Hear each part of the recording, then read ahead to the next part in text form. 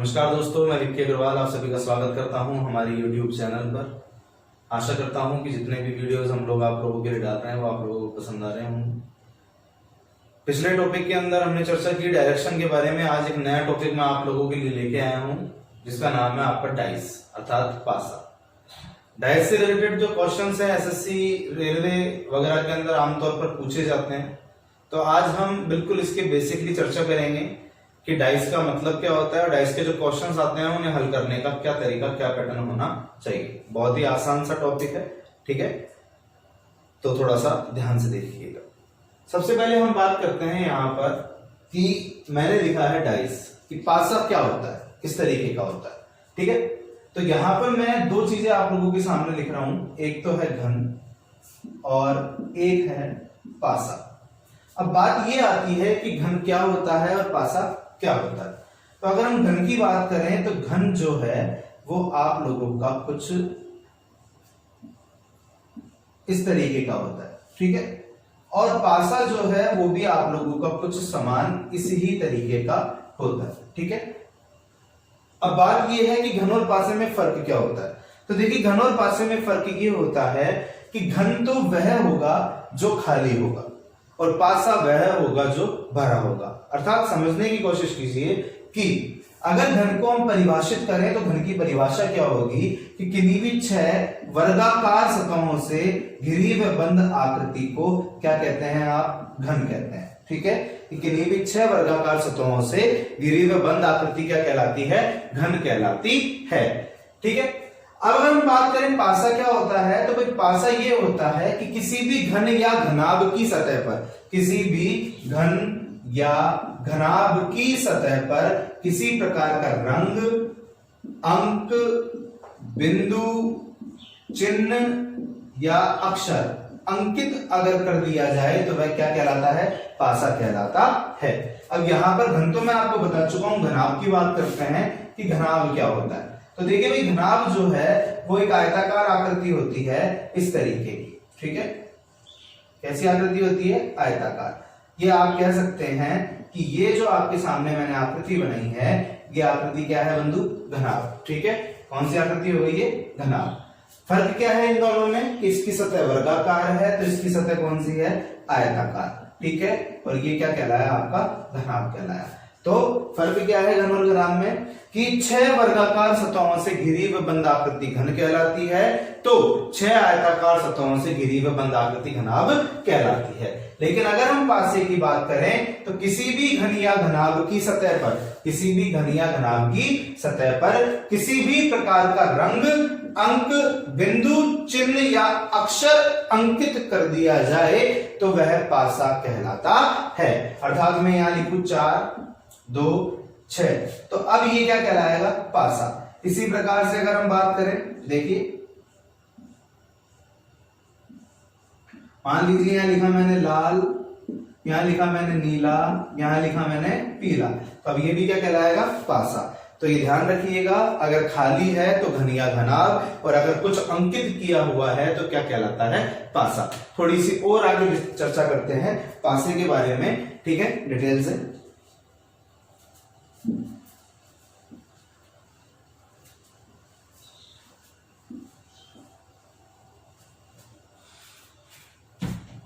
हम बात करते हैं आगे कि पासे की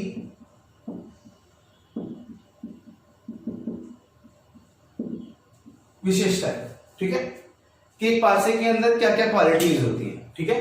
तो उसके बारे में हम चर्चा कर रहे हैं, पासे की विशेषता के बारे में। तो देखिए, सबसे पहला, एक पासे में कुल 6 फलक होती है। कितनी फलक होती है, 6, ठीक है। कितने फलक, 6। फलक का मतलब क्या होता है कि जैसे मान लीजिए कि हम बात करें किसी भी वस्तु की, किसी भी पासे की बात कर रहे हैं हम, तो फलक का मतलब होता है कि जैसे एक आगे वाली भुजा, फिर एक पीछे वाली भुजा, अगल वाली, बगल वाली, ऊपर वाली और नीचे वाली।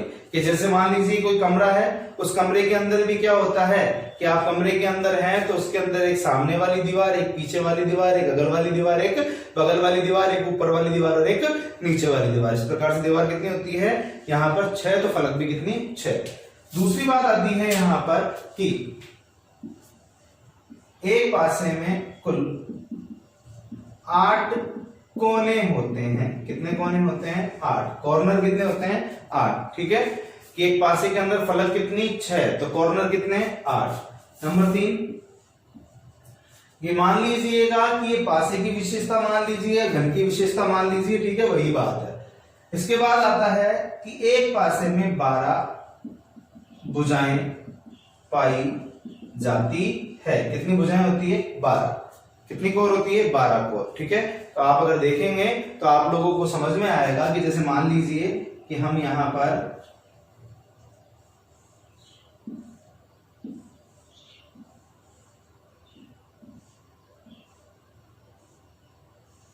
इसकी बात कर रहे हैं। ठीक है, तो ये मान लीजिए कि आप लोगों के पास कोई यहां पर डाइस है। अब इस डाइस के अंदर हमने क्या चर्चा की कि फलक कितनी होती है? 6। तो मैंने कहा 1 2 3 दिखाई दे रही है, 3 दिखाई नहीं दे रही है। ओके, कोने कितने होते हैं? 8। कॉर्नर का मतलब क्या होता है? ये जो है इन्हें क्या कहते हैं हम? कॉर्नर। ये कितने होते हैं? 8। कोर अर्थात भुजा। भुजा का मतलब कितनी? 12। 12 का मतलब ये जो लाइंस की मैं बात कर रहा हूं, ये लाइंस कितनी होती है इसके अंदर बंधु?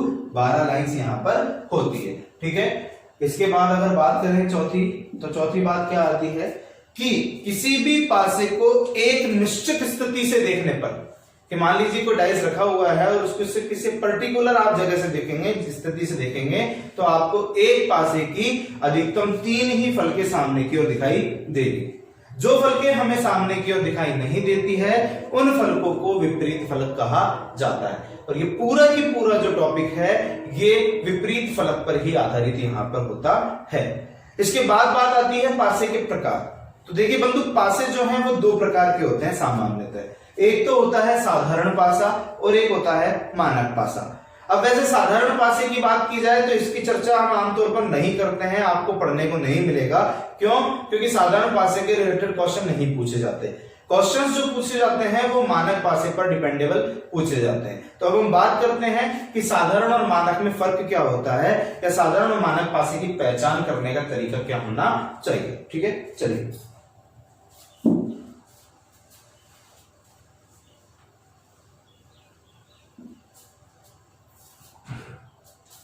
सबसे पहले टाइप 1 हम लेते हैं। यहां पर टाइप 1 आपने ली, एक पासे पर आधारित प्रश्न। कि जब एक ही पासे की तुलना करते हुए आपको कोई प्रश्न हल करना पड़े, ठीक है, तो उसके बारे में। तो एक पासे पर आधारित प्रश्न जो भी होते हैं वो या तो आपके पास साधारण पासे से संबंधित होते हैं या फिर आप लोगों के पास मानक पासे से संबंधित होते हैं। ठीक है, अब हम बात कर रहे हैं साधारण पासा क्या होता है तो मानक पासा क्या होता है। ठीक है, तो साधारण पासे के लिए क्या कहा जाता है कि एक ऐसा पासा जिसकी किन्हीं भी 2 समान फलकों का योग या किन्हीं भी 2 समान फलकों का संख्यात्मक योग 7 के बराबर होता है। किसके बराबर? 7 के बराबर होता है, तो वह साधारण पासा कहलाता है। ठीक है, क्या कह रहा है? किन्हीं भी 2 समान फलकों का संख्यात्मक योग 7 के बराबर हो, क्या कहलाता है? साधारण पासा। ठीक है, जैसे ये 2, ये 4 और ये 3। अब यहां पर ये जो डाइस मैंने आपको बनाया है, तो यहां पर अगर इसका टोटल करके देखेंगे आप बंधु, तो 4 और 2 कितना होता है? 6। 3 और 2 कितना होता है? 5। लेकिन 4 और 3 कितना होता है? 7। 4 + 3 इक्वल कितना? 7। जैसे भी किन्हीं भी 2 सामने की ओर दिखाई देने वाली फलकों का योग 7 हो, तो वह पासा कौन सा कहलाएगा? आपका साधारण। अब या तो प्रश्न क्या पूछेगा कि आपको 4 पासे दे देगा और ये पूछेगा कि दिए गए पासों में से कौन सा मानक पासा नहीं है या दिए गए पासों में से कौन सा साधारण पासा है।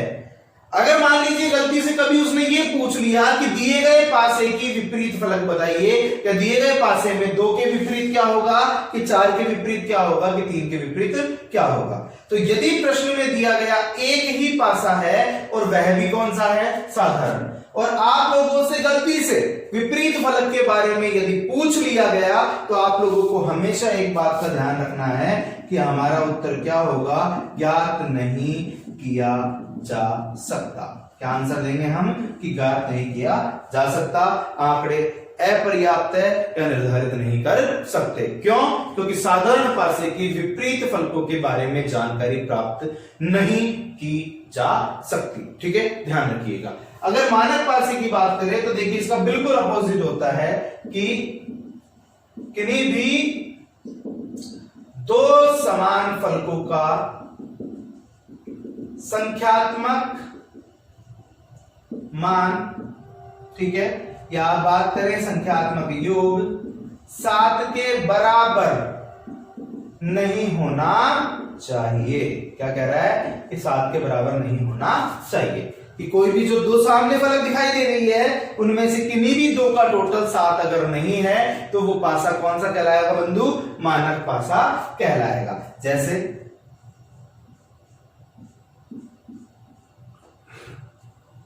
यहां लिखा 2 4 1। ओके, अब मैंने कहा टोटल कर ले भाई, 4 और 2 6, 4 और 1 5, 2 और 1 3। क्या किन्हीं भी 2 फलकों को जोड़ने पर 7 आया? नहीं आया। अगर 7 नहीं आया तो पासा कौन सा हो गया, मानक। ठीक है, तो ये तो तरीका है चेक करने का कि साधारण कौन सा मानक कौन सा।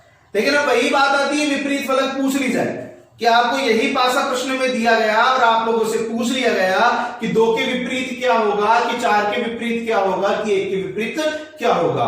तो हमेशा याद रखिएगा कि यदि पासा साधारण है तो विपरीत फलक ज्ञात नहीं की जा सकती, लेकिन यदि पासा मानक है तो विपरीत फलक हम ज्ञात कर सकते हैं। और ज्ञात करने के लिए तरीका क्या है, तो देखिए क्या कहा जाता है कि मानक पासे की प्रत्येक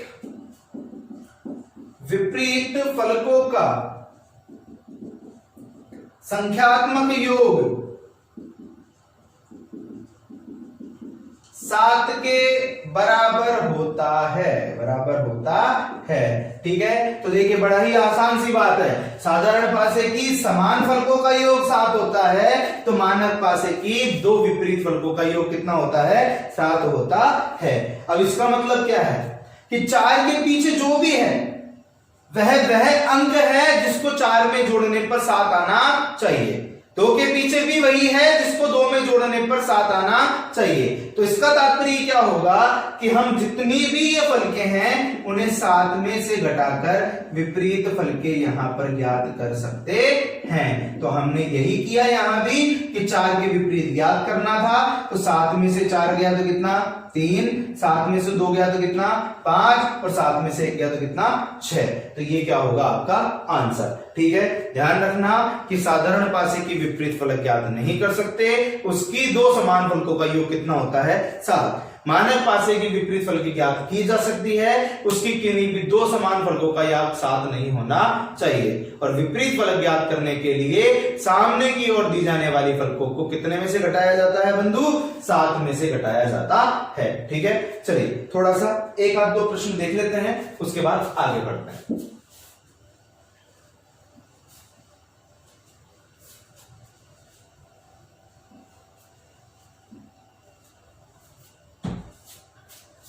क्वेश्चन आता है, निम्नलिखित में से कौन सा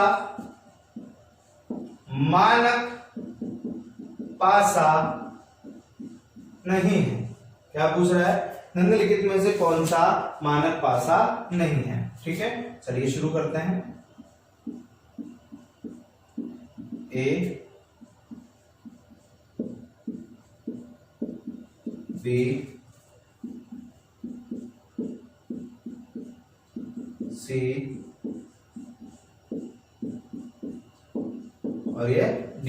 ठीक है, हमने यहां लिखा आप लोगों के लिए 1 2 3 2 3 6 6 2 4 2 6 4। ओके, क्या पूछा था प्रश्न? निम्नलिखित में से कौन सा मानक पासा नहीं है? मानक पासा नहीं है। अगर मानक पासा नहीं है तो आप ये भी कह सकते हैं यहां पर कि साधारण पासा है। वही बात है कि मानक नहीं है तो कौन सा होगा? साधारण। अगर ये पूछता साधारण नहीं है तो कौन सा होना चाहिए? मानक। तो हमें क्या याद करना है? साधारण। चलो, मैंने कहा 2 और 1 3, 3 और 1 4, 3 और 2 5, किसी का टोटल 7 है? नहीं। पासा कौन सा? मानक। यहां पर हमने देखा 3 और 2 5, 6 और 3 9, 6 और 2 8, किसी का टोटल 7 है? नहीं। तो पासा कौन सा? मानक। यहां हमने कहा कि 6 और 2 8, 2 और 1 3, लेकिन 6 प्लस का 1 बराबर कितना? 7। और जैसे ही टोटल 7 आता है, पासा कौन सा होता है बंधु? साधारण। इसी प्रकार से आगे चले, 6 और 2 8, 4 और 2 6, 6 और 4 10, किसी का टोटल 7 नहीं है, तो पासा कौन सा? मानक। तो हमसे क्या पूछा था प्रश्न? निम्न में से कौन सा मानक पासा नहीं है? तो आपका आंसर क्या आएगा? सी। कि सी जो है वो एक मानक पासे का रूप नहीं है, क्योंकि ये पासा कौन सा है? साधारण है। ठीक है, तो ध्यान रखिए जब भी इस तरीके के सवाल है। अब यहीं पर आप लोगों से पूछा जा सकता है कि विपरीत फलकों के बारे में। तो देखिए, अगर साधारण पासे की विपरीत के लिए पूछा जाए तो आप लोगों का आंसर क्या होगा? ज्ञात नहीं किया जा सकता। और अगर मानक पासे की विपरीत फलकों के बारे में पूछा जाए तो आप लोग सिंपली यहां पर कह सकते हैं कि 7 में से कितना गया? 2, कितना? 5, 7 में से 1 गया तो कितना? 6, 7 में से 3 गया तो कितना? 4। हमेशा एक बात का ध्यान रखना कि मानक पासे के अंदर सदैव 2 5 1 6 4 3, 4 और 3 ये फलके क्या होती है? सदैव विपरीत होती है। तो यहां पर आप लोगों ने कहा 3 के विपरीत 4, 6 के विपरीत 1, 2 के विपरीत 5, 6 के विपरीत 1, 4 के विपरीत 3, तो 2 के विपरीत 5। तो इस तरीके से आप विपरीत फलक यहां पर ज्ञात कर सकते हैं। वैसे आमतौर पर यदि साधारण या मानक से संबंधित सवाल पूछा जाता है तो वो इसी तरीके का प्रश्न पूछा जाता है, जिसके बारे में मैं आप लोगों को क्लियर कर चुका हूं। ठीक है, आगे बढ़ते हैं। नेक्स्ट, अभी तक हमने जो बात की वो बात की अकॉर्डिंग टू सिंगल लाइन्स, एक ही पासा। लेकिन अब हम बात करेंगे कि जब प्रश्न में एक की बजाय 2 पासों का यहां पर प्रयोग किया जाए तो वहां पर उत्तर किस तरीके से ज्ञात करना है या प्रश्न किस तरीके से पूछा जाता है। ठीक है, चलिए।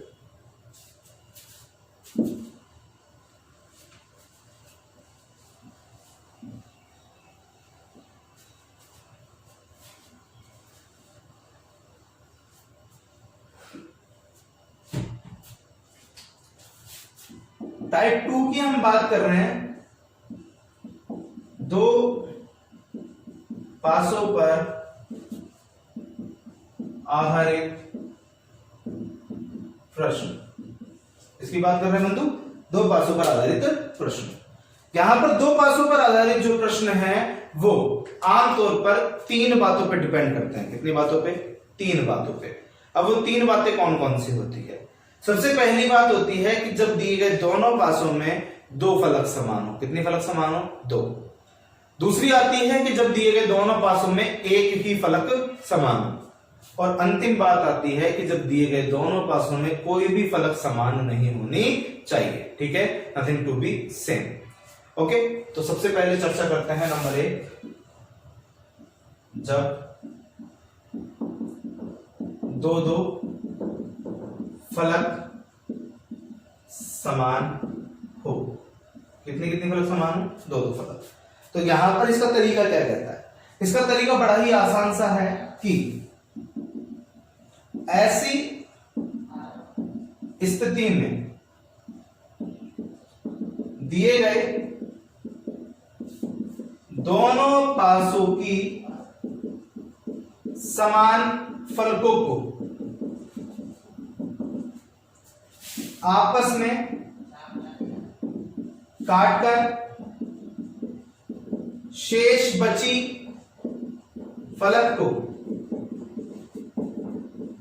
विपरीत माना जाता है।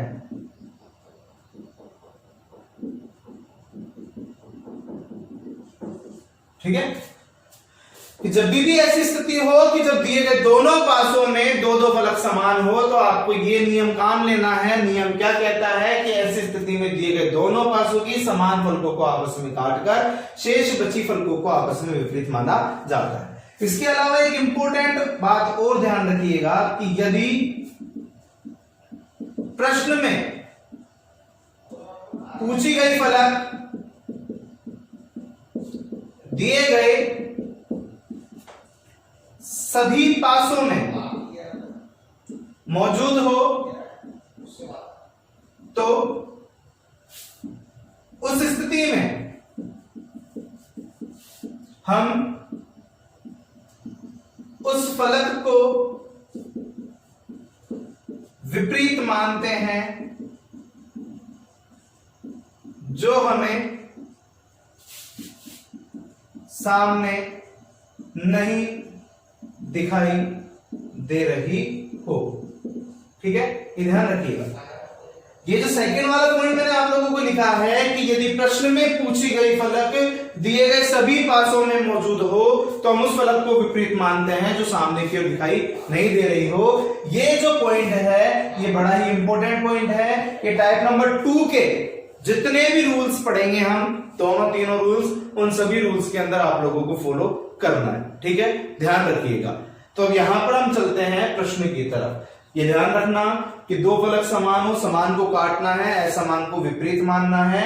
और अगर इस कंडीशन की बात करें कि मान लीजिए कोई ऐसे फलक के बारे में पूछा जा रहा है जो दोनों में ही है तो उस फलक को विपरीत मानते हैं जो दिखाई नहीं दे रही हो। ठीक है, चलिए प्रश्नों की तरफ चलते हैं। मैं इसे मिटा देता हूं।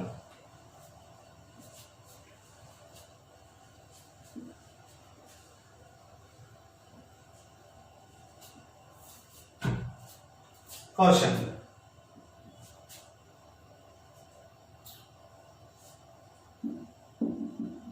निम्नलिखित पासे के प्रतिरूपों के आधार पर बताइए कि 4 के विपरीत क्या होगा। इसके विपरीत पूछ रहा है 4। तो देखिए बड़ा ही आसान सी बात है। यहां हम दो पासे लेते हैं। सबसे पहले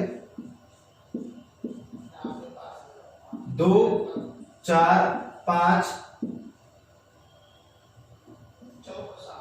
3 2 5। ठीक है, अब यहां पर क्या पूछ रहा है आपसे? 4 के विपरीत पूछ रहा है। ए ऑप्शन आ गया आपके पास यहां पर 1, बी ऑप्शन आ गया आप लोगों के पास 6, सी ऑप्शन आ गया आप लोगों के पास 3 और डी ऑप्शन आ गया आपके पास कि निर्धारित नहीं किया जा सकता। ठीक है, ओके। तो सबसे पहले हमने कहा कि कितने पासे हैं? 2। दोनों पासों में क्या क्या कॉमन है भाई? 2 और 5 इसमें भी है, 2 और 5 इसमें भी। हमने कहा समान फलकों को आपस में काट कर, तो 2 5 से 2 5 हमने काट दिया। तो यहां पर तो क्या बच गया? 4। यहां क्या बच गया? 3। तो 4 के विपरीत यहां पर क्या आ जाएगा बंधु? 3। तो आपका जो आंसर है वो क्या आएगा? सी। ये 4 के विपरीत क्या होगा? 3। ठीक है, तो ध्यान रखना कि जो कटे उसे काट दो, जो बचे वो आपस में क्या होता है? विपरीत। अगले प्रश्न की तरफ चलते हैं। देखिए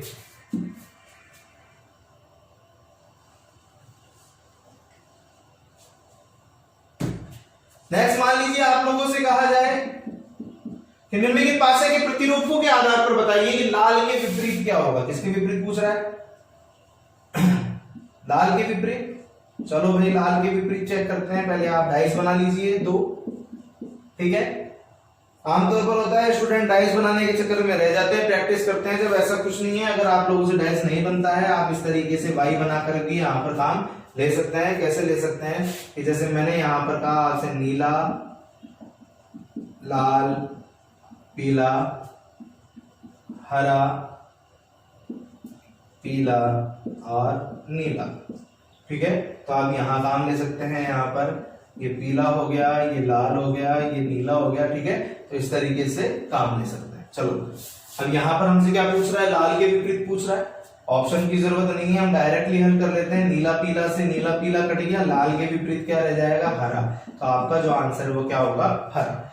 तो ये बात तो जब है जब उस फलक के विपरीत पूछा जाए जो फलक कॉमन नहीं है, ठीक है।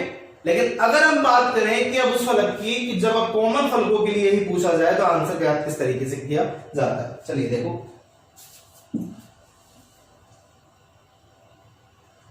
मान लीजिए 6 के विपरीत पूछे, हमने 2 डाइस यहां पर लिए, 1 2 2 3 4 6 3 4 3 6 2, ए आपके पास आ गया 1, बी आ गया आपके पास 5, सी आ गया 1 या 5 और डी आ गया आप लोगों के पास निर्धारित नहीं किया जा सकता, ठीक है। चलिए शुरू करते हैं। इसके लिए 6 के लिए सबसे पहले 3 6 से 3 6 कैंसिल किया, 4 की अपोजिट कितना आ गया 2, लेकिन मुझे 4 के अपोजिट 2 नहीं चाहिए, मुझे किसके विपरीत चाहिए, 6 के। अब 6 के विपरीत क्या करना है, जबकि मुझे पता है 6 इसमें भी है और 6 इसमें भी है। अभी मैंने आप लोगों को एक रूल बताया था, बड़ा ही सिंपल सा रूल था कि यदि प्रश्न में पूछे जाने वाली फलक दिए गए दोनों पासों में कॉमन हो, समान मौजूद हो, तो हम उस फलक को विपरीत मानते हैं जो सामने दिखाई नहीं देती। तो सामने दिखाई नहीं देती का मतलब यहां पर अंकों की बात करें हम तो बेटा अंक होते हैं 1 से 6, बिंदु की बात करें तो बिंदु भी होते हैं 1 से 6, अगर अक्षर की बात करें तो अक्षर होते हैं A से F, अगर रंग की बात करें तो रंग कोई भी 6 हो सकते हैं, और अगर आप लोग यहां पर चिन्हों की बात करते हैं, किसकी बात करते हैं, चिन्हों की, तो चिन्ह भी कोई भी 6 आप लोगों को दिए जा सकते हैं, ठीक है। तो ये अंक बिंदु और अक्षर तो बिल्कुल फिक्स है, लेकिन रंग और चिन्हों से संबंधित हो तो कोई भी 6 हो सकते हैं। हमें पता नहीं है कि 6 चिन्ह कौन से हैं कि 6 रंग कौन से हैं, अभी चर्चा करेंगे उसके बारे में भी। तो यहां पर आता है सबसे पहले, तो मैंने कहा कि 6 इसमें भी है 6 इसमें भी है, सामने क्या दिखाई नहीं दे रहा, तो मैंने कहा गिनती बोलूं मैं तो एक तो 1 2 है 3 है 4 है, 1 हो गया 5 6 है, तो क्या दिखाई नहीं दे रहा, 1 भी नहीं 5 भी नहीं। अब बात यह आती है कि ऑप्शन 1 भी है तो ऑप्शन 5 भी है, तो मैंने कहा अगर मैं पहले को सही करता हूं तो दूसरा नाराज, दूसरे को करता हूं तो पहला नाराज, तो ऐसा काम नहीं करना है कि वो नाराज हो। तो हमने यहां पर कहा कि क्या लिखा हुआ है, या 1 या 5, तो आंसर क्या हो गया, सी। हमेशा एक बात का ध्यान रखना रीजनिंग में कि संभावनाएं सदैव गलत मानी जाती है, पॉसिबिलिटी इज ऑलवेज रॉन्ग, लेकिन यदि किन्हीं भी 2 संभावनाओं के बीच या शब्द का प्रयोग किया जाए तो उस स्थिति में वे दोनों संभावनाएं सही मानी जाती है। लेकिन किस स्थिति में, जब क्या लगाओ, या। अगर यहां पर ऐसा कोई विकल्प नहीं होता, मान लीजिए विकल्प ऐसे होते आपके पास, ए आ गया 1, बी आ गया 5, सी आ गया आप लोगों के पास यहां पर 2 और डी आ गया आप लोगों के पास कि निर्धारित नहीं किया जा सकता, कि आंकड़े अपर्याप्त है, तो आप इसे भी गलत करते, इसे भी गलत करते, इसे भी गलत करते, तो आंसर क्या होता, डी। कई बार प्रश्न कंफ्यूज करने के लिए, आप लोगों को बड़ा ही परेशान करने के लिए क्या करता है कि ए आपको देता है 1, बी आपको देता है 5, सी देता है आपको इनमें से कोई नहीं, और डी देता है आपके पास आंकड़े अपर्याप्त। ओके, तो अब यहां पर आंसर क्या होगा। अब कुछ स्टूडेंट यहां आंसर क्या करते हैं, इनमें से कोई नहीं। क्यों करते हैं कि सर हमारा आंसर तो 1 या 5 है, वो इसमें मौजूद नहीं है। अरे भाई 1 या 5 तो आपने तब दिया था कि यहां भी कंफर्मेशन नहीं था, दोनों में से कोई भी हो सकता है। हो सकता है का मतलब क्या होती है, संभावना, और संभावना संबंधित प्रश्नों का उत्तर रीजनिंग में या के अलावा केवल एक ही दिया जाता है, आंकड़े अपर्याप्त हैं या निर्धारित नहीं किया जा सकता। ओके, चलिए अगर ऐसा होता, ए आपको दे दे 2, बी आपको दे दे 4, सी दे दे आप लोगों को यहां पर 1 और डी दे दे आप लोगों को निर्धारित नहीं कर सकते। ओके, क्या है आंसर, फटाफट बताओ क्या है। 2 4 1 या निर्धारित नहीं किया जा सकता, ABCD क्या है। अब बहुत से स्टूडेंट्स के दिमाग में चल रहा होगा, कुछ के दिमाग में चल रहा होगा डी आंसर है सर, कुछ के दिमाग में चल रहा होगा सी, मेरे ख्याल से ए और बी तो आप सोच ही नहीं रहे होंगे। तो देखिए बंधु यहां पर भी आंसर क्या आएगा, डी। अब बात आती है कि सर 1 और 5 था तो ऑप्शन तो एक ही है, 5 तो है ही नहीं, तो हम इसको सही कर सकते हैं? नहीं कर सकते। क्यों नहीं कर सकते? क्योंकि अभी तक मुझे कंफर्म नहीं है कि 6 के विपरीत 1 है या 5 है। और अगर हम यहां पर कंफर्म नहीं कर सकते तो यहां भी क्या लिखा हुआ है कि कंफर्म नहीं कहा जा सकता या निर्धारित नहीं किया जा सकता। तो बड़े ही आसानी से आराम से देखते हुए आप लोगों को इसे हल करना है। ओके, तो यहां पर ध्यान रखना इन चीजों का। एक क्वेश्चन और मैं ले लेता हूं।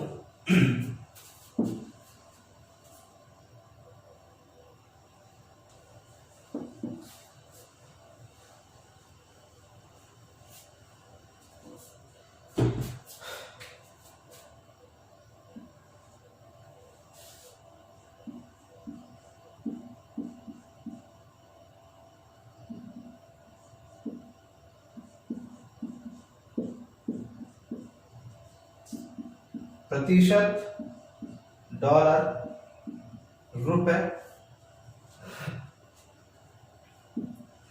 एट द रेट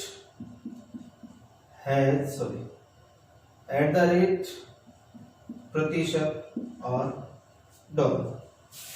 अब अगर हमसे पूछा जाए कि एट द रेट के विपरीत क्या होगा तो हम यहां आसानी से बता सकते हैं। डॉलर परसेंटेज से डॉलर परसेंटेज काट दिया तो यहां पर रुपए जो है वो किसके विपरीत होगा, एट द रेट के।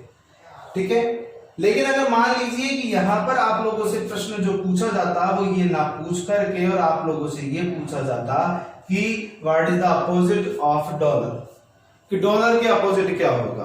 तो देखिए एक तो बात ये आती है आप लोगों के पास, ए ऑप्शन आ गया आप लोगों के पास यहां पर हैज, बी ऑप्शन आ गया आप लोगों के पास कॉपीराइट, सी ऑप्शन आ गया आप लोगों के पास रजिस्टर्ड और डी आ गया आपके पास निर्धारित नहीं किया जा सकता।